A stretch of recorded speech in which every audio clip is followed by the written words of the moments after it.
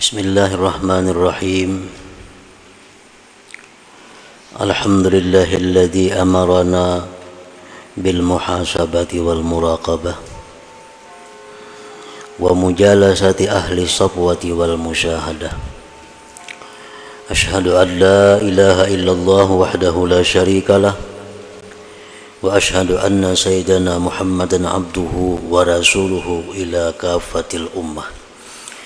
Allahumma salli wa sallim wa barik ala sayyidina wa maulana Muhammadin nabiyyir rahmah wa ala alihi wa ashabihi wa dzurriyyatihi wa atba'ihi ila yaumil haqqah, amma ba'd.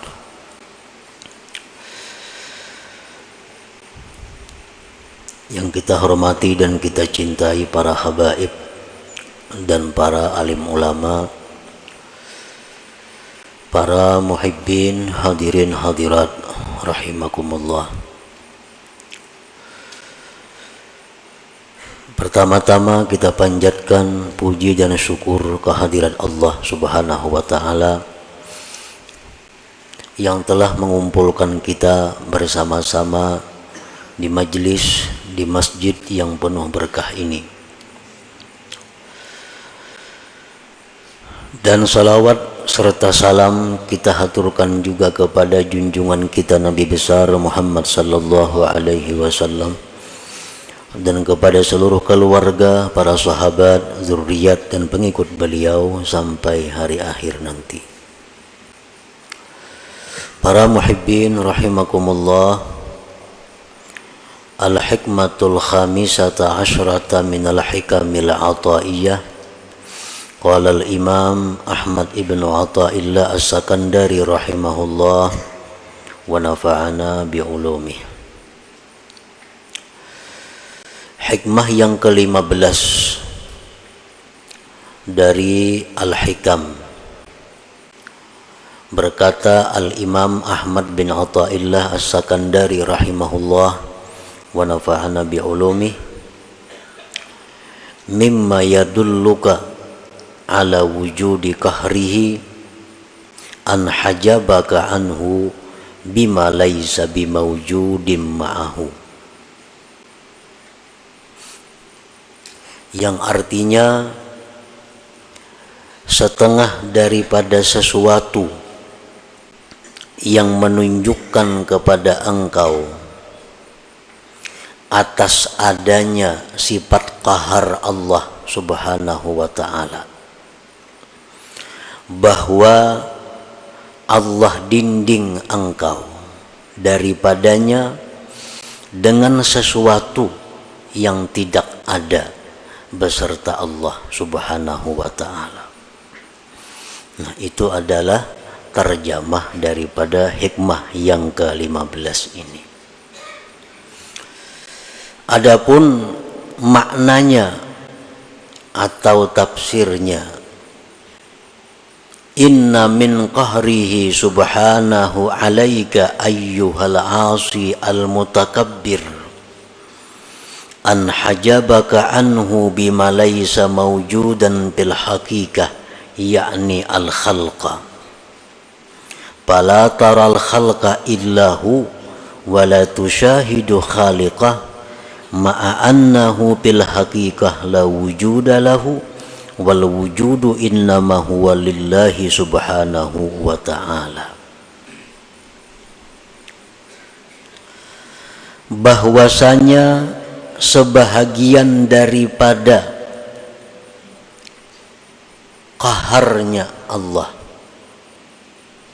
Qahar itu artinya mengalahkan. Bisa juga diartikan menghinakan. Setengah daripada mengalahkannya Allah atau menghinakannya Allah atas engkau, wahai orang yang maksiat dan takabbur, bahwa Allah hijab engkau, Allah dinding engkau daripadanya dengan sesuatu yang tidak ada pada hakikatnya. maksudnya adalah makhluk. Orang-orang yang maksiat, orang-orang yang takabur, itu didinding oleh Allah untuk musyahadah kepadanya. Dengan apa Allah mendinding? Dengan makhluk. Padahal makhluk itu pada hakikatnya adalah sesuatu yang tidak ada.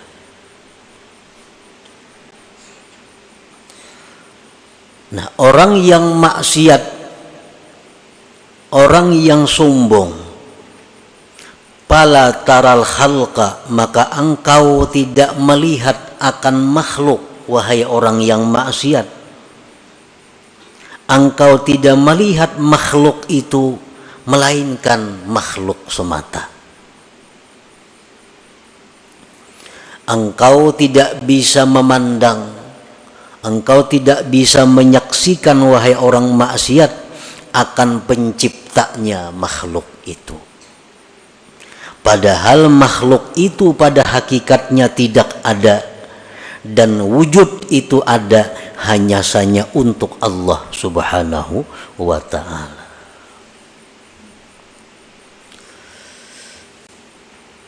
Nah, jadi orang-orang yang maksiat kepada Allah, orang-orang yang dirinya dipenuhi dengan dosa, siapapun mereka, mereka itu kada akan bisa musyahadah kepada Allah. Mereka itu kada akan bisa mengingat Allah dalam setiap apa yang dia lihat, dia dengar, dan sebagainya. Apabila dia melihat manusia, maka yang dilihatnya hanya sebatas itu manusia. Bila dia melihat harta, maka yang dilihatnya hanya harta. Apabila dia melihat musibah, bencana, yang dilihatnya hanya musibah dan bencana. Mereka itu tidak mampu menembuskan pandangan hatinya kepada yang mencipta semua itu, yaitu Allah Subhanahu wa ta'ala. Nah, inilah orang-orang yang dirinya dipenuhi dengan dosa dan kemaksiatan. Inilah diri-diri orang yang kotor di sisi Allah, sehingga Allah dinding dia untuk tidak bisa musyahadah kepada Allah Subhanahu wa ta'ala. Nah, para muhibbin rahimakumullah, walaupun sekilas kita melihat, kita umpamanya diri kita sembahyang aja, puasa aja, berzakat aja, maksiat kayaknya kita hindari aja, tetapi kita kadang mampu untuk musyahadah itu. Itu satu alamat bahwa kita ini masih terhijab dengan Allah. Berarti diri kita ini kotor, berarti kita ini perlu perbaikan lagi daripada yang ada sekarang ini. Nah, siapapun kita, baik itu ulama, baik itu pedagang, baik itu pejabat, baik itu petani, siapapun, apabila mereka itu masih belum mampu untuk mengingat Allah Subhanahu wa ta'ala dalam pandangannya, pendengarannya, maka berarti dirinya itu masih kotor di sisi Allah. Nah, ada orang yang memuji, dia suka kepada orang itu. Kalau ada orang yang mencela, inya marah kepada orang itu. Hanya sebatas diri orang itu. Kalau ada orang memberikan nikmat kepadanya, inya senang kepada orang itu. Kalau ada orang yang mendatangkan bencana lawan inya marah kepada orang itu.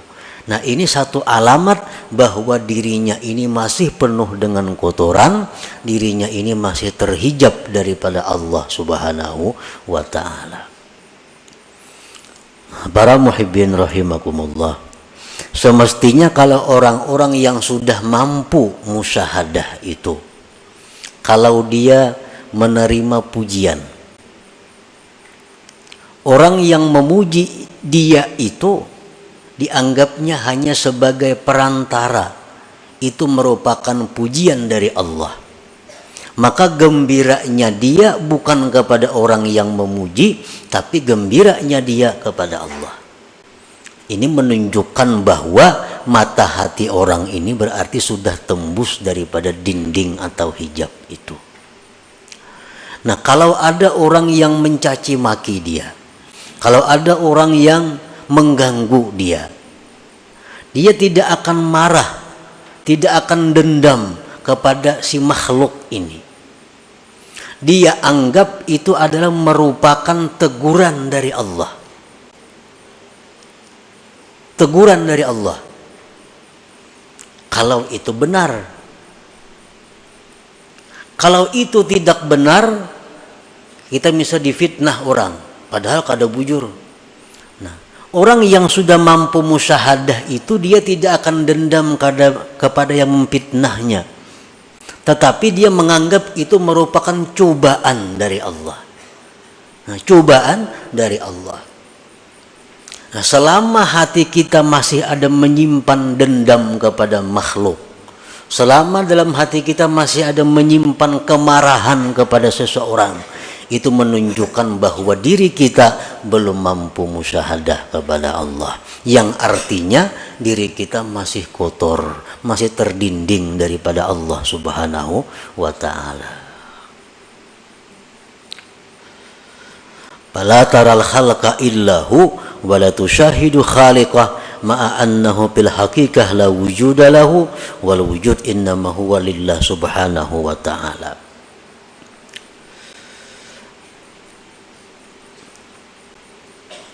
Fallahul wahidul qahhar yaj'alu ma la syai'a hijaban bainaka wa bainah.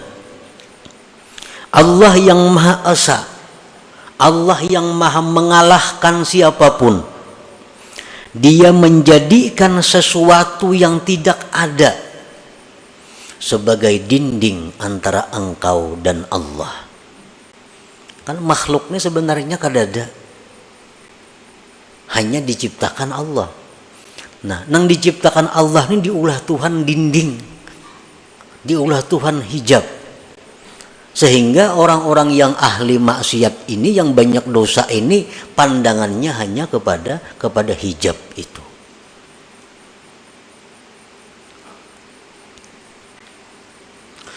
Fala tafhamul aqwan illahi wala tubsiruha illahi wala tasma'uha illahi. Maka engkau wahai orang yang maksiat, wahai orang yang banyak dosa, engkau tidak akan paham ini alam semesta, melainkan hanya sebatas alam semesta. Engkau tidak mendengar akan apapun yang di alam ini, hanya sebatas mendengar, melihat. Wala tubsiruha illahi, dan engkau tidak melihat itu alam, melainkan hanya sekedar melihat itu alam. Wala tasma'uha illahi, dan engkau tidak mendengar itu alam semesta, melainkan alam semesta itu. Mendengar suara nang merdu, mendengar suara burung, mendengar suara manusia. Suara itu orang bang nang didengarnya. Mata hatinya kada bisa menyampaikan bahwa suara seseorang nang indah itu, suara makhluk yang indah itu merupakan keindahan daripada Allah Subhanahu wa ta'ala. Wa huwal ma'ni biqaulihi ta'ala, itulah yang dimaksud dengan firman Tuhan, walaqad zara'na li jahannama katsiran minal jinni wal ins lahum qulubun la yafqahuna biha wa lahum a'yunun la yubsiruna biha wa lahum adhanun la yasma'una biha ulaika kal an'am bal hum adall. Al-A'raf 179. Sungguh kami jadikan neraka jahanam itu kebanyakan daripada jin dan manusia. Mereka itu mempunyai hati, tapi mereka tidak mengerti dengannya. Mereka punya mata, tapi tidak melihat dengannya. Mereka punya telinga, tapi kadang mendengar dengannya. Mereka itu seperti binatang, bahkan lebih sesat daripada binatang. Nah, ini artinya kalau kita hanya sebatas kepada makhluk. Ada orang memberi kita sesuatu, hadiah, memberi kita apa, kita suka kawan orang itu, kita puji orang-orang itu habis-habisan, kita sembah orang itu, kita takutan kalau diputusnya hubungan. Ini karena pandangan kita bahwa si fulan ini yang memberi kita. Adanya berbuat maksiat kita kada wani menegur karena kada diberinya lagi aku. Nah, kenapa? Karena kita memandang bahwa yang memberi ini adalah inya. Disitulah timbulnya mudahana.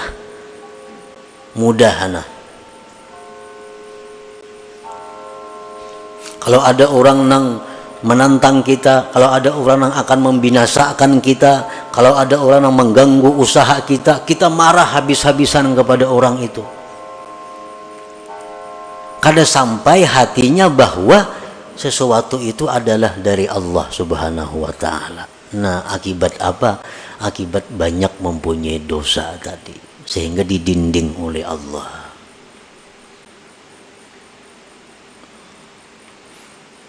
Makanya Rasulullah SAW dalam banyak hadis mengajarkan kepada kita agar selalu ingat kepada Allah. Dalam beberapa contoh, kita ada dapat nikmat, alhamdulillah. Disuruh kita mengucap alhamdulillah supaya kita ingat bahwa nikmat ini adalah pemberian Allah. Kita dapat musibah, disuruh kita mengucap innalillah wa inna ilaihi raji'un. Melihat sesuatu yang menakjubkan, subhanallah, maha suci Allah. Melihat ini bacaannya. Nah, itu pelajaran untuk musyahadah sebenarnya, agar kita bisa ingat kepada Allah dalam apa yang kita lihat dan kita dengar ini. Al-ma'asi kulluha sababun lihadzal hijab walakinnal kibra wal isti'zaza aqwa sababih. Maksiat itu seluruhnya merupakan sebab ini terdinding kita. Kenapa kita lupa Allah? Kenapa kita banyak kada ingat lawan Allah? Sebabnya kebanyakan maksiat. Tetapi yang namanya kesombongan, yang namanya merasa mulia, itu paling kuat sebab. Maksiat ini semuaan menjadikan dinding di hati kita untuk ingat kepada Allah. Tapi kalau maksiat itu bentuknya kesombongan, maksiat itu bentuknya merasa mulia, itu lebih tebal dindingnya.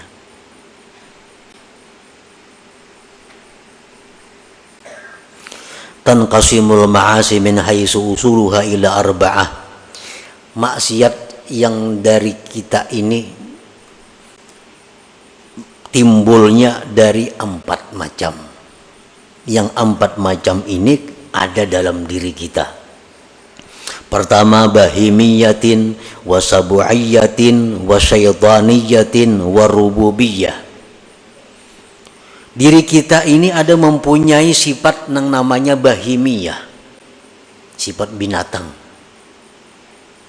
Dalam diri kita ada mempunyai sifat kebuasan. Dalam diri kita ada mempunyai sifat syaitan. Dalam diri kita ada mempunyai sifat ketuhanan. Yang keempat-empatnya ini sumber dosa.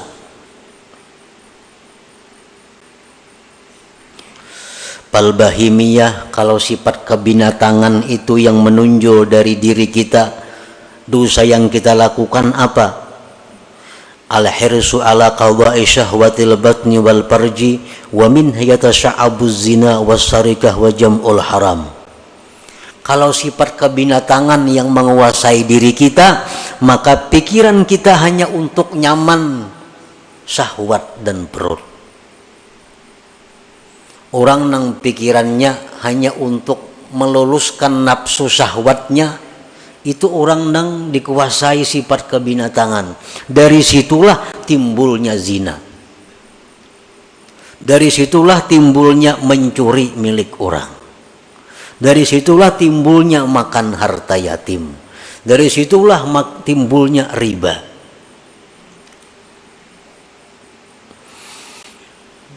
Yang kedua sabu'iyah, kebuasan. Al-ghadab, marah. Wal hikdu, dendam. Itu ada dalam diri manusia.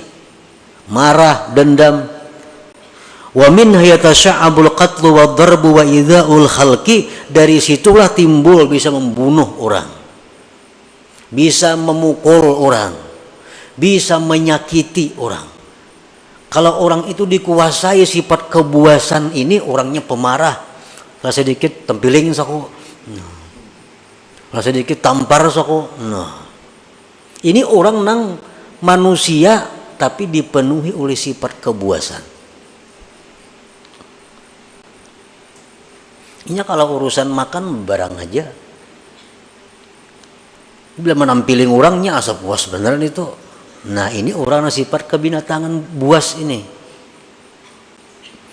Yang ketiga wasyaitaniyah, dalam diri manusia ada sifat syaitan. Al-hasad, dengki contohnya. Syaitan, dengki ini syaitan yang mula-mula. Nifak, kemunafikan. Wadda'wah ilal ma'asi, mengajak orang berbuat maksiat. Nah, dalam diri kita ini ada itu. Ada kemunafikan, pura-pura baik padahal kada, pura-pura salih padahal kada, pura-pura ahli ibadat padahal kada. Itu sifat yang ada dalam diri kita yang berasal dari syaitaniyah. Warrububiyah, yang keempat sifat rububiyah ini at-tashbih bi awsafir Rabb subhanah, ini hendak menyerupai Tuhan. Nah, kadang-kadang dalam diri kita ini ada timbul sifat rububiyah, hendak jadi Tuhan.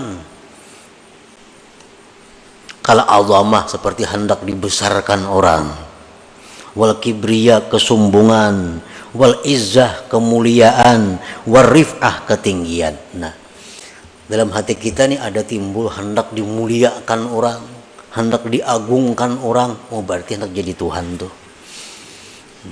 Hendak jadi Tuhan. Nah, empat sifat itu sumber segala kemaksiatan yang menyebabkan kita selalu lupa dengan Allah. Jangankan dalam kita berdagang, jangankan dalam kita berusaha, dalam sembahyang aja kita kada ingat lawan Tuhan. Dalam sembahyang nang nyata-nyata sembahyang dihadapi,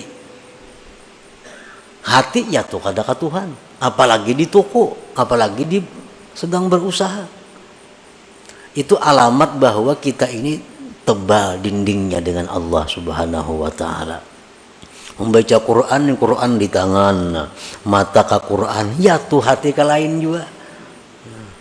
Apalagi surat kabar di tangan maginnya nang nyata-nyata Quran di tangan, ya tuh hati kada mau ke Quran. Nah, sebabnya apa? Kebanyakan maksiat tadi. Apalagi maksiatnya itu berupa kesombongan, karena itu sifat ketuhanan yang diambilnya. Qala Allah Ta'ala sa'asrifu an ayati alladhina yatakabbarun fil ardi bighairil haq. Allah Subhanahu wa taala menjelaskan, ujar Tuhan, aku palingkan ayatku terhadap orang-orang yang sombong di muka bumi dengan tiada benar. Nah, kalau kita sombong kayak apa aja kada mau ingat kepada Allah. Kenapa? Inya hendak jadi Allah juga. Sombong sifat Allah, besar sifat Allah. Inya hendak besar, hendak jadi Allah, kadanya mau ingat lawan Allah. Nah, selagi aku palingkan, ujar Tuhan, dari ayatku orang-orang yang sombong di muka bumi dengan tiada benar. Nah, para muhibbin rahimakumullah, al-hasilu man syahida af'alal khalqi dunallah ta'ala lam yu'adda min ashabil yamin wa lam yakhruj anil muba'adin.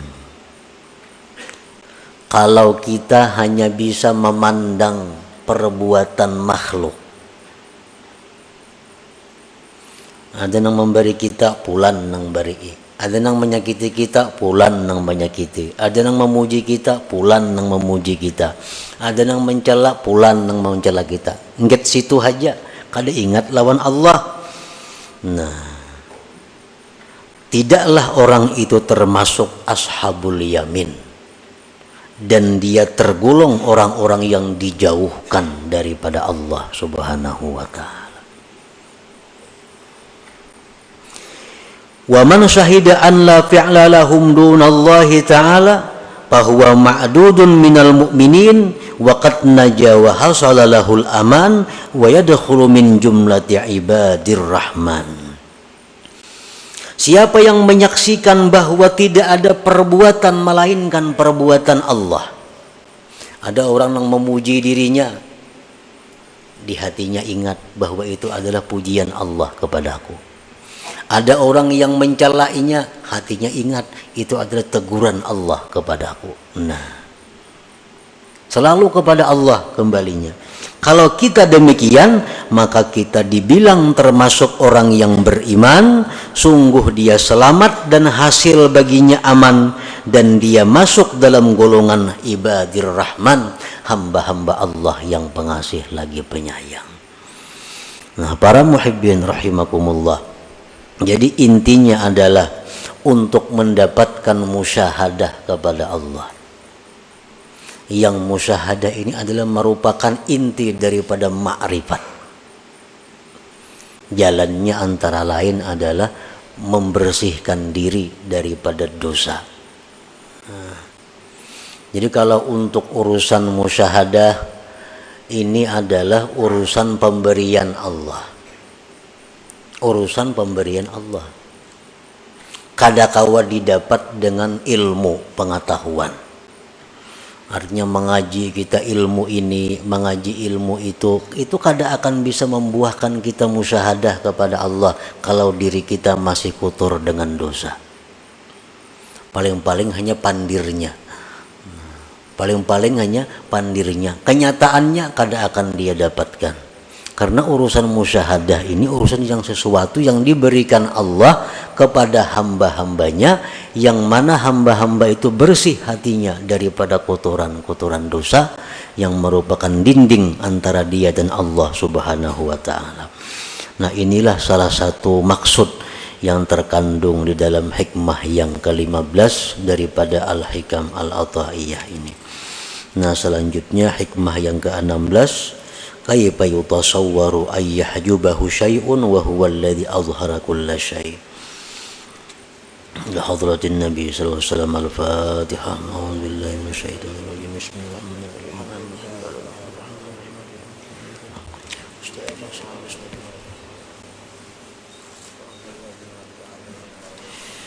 Ya Allah biha, ya Allah biha, ya Allah bihusnil khatimah.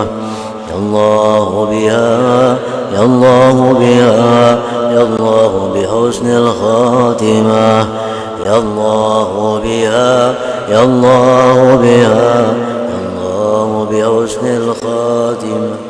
فيا أيها الرجل منه شفاعة صلوا عليه وسلموا تسليما.